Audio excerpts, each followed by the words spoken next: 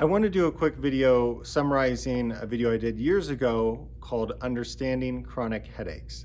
At that time, that video was kind of long, it's on the order of 20 minutes. If you want the detailed physiology, go back and watch that.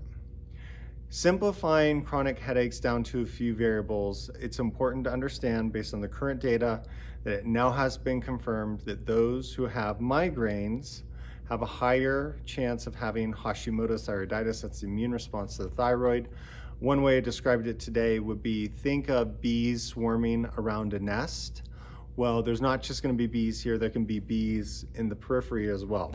And that immune inflammation can go into the brain and inflame the brain, and seems to be a key factor for some migraineurs, or it might be a key factor in the migraine pathophysiology.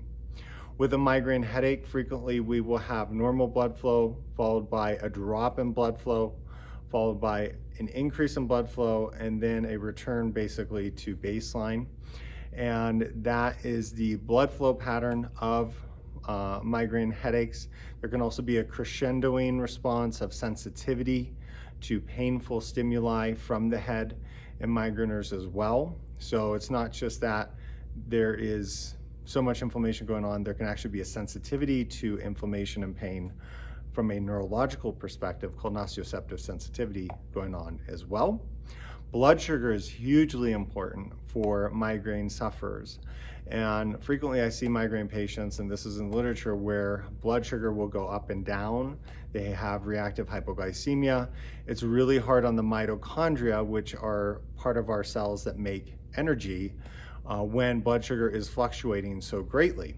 And that stress, that mitochondrial stress, is thought to lead to these products called advanced glycation end products, which can lead to more headaches as well.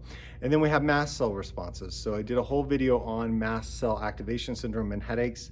Simply, plasma histamine does go up right before a headache, and we have that well documented. Though antihistamines don't seem to work for migraines generally, at least the current first and second generation antihistamines.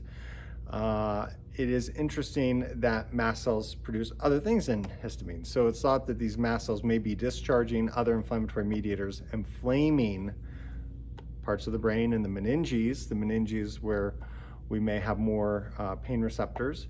And that is part of the headache response we see in chronic headache sufferers. So simply distilling it down: Hashimoto's, autoimmune responses, blood sugar, mast cell responses. Things to think about for those who have chronic headaches. Go ahead and watch the long video if you're interested. Thanks for watching. Dr. Randall Gates, board certified chiropractic neurologist and chiropractic physician from Gates Brain Health, signing out.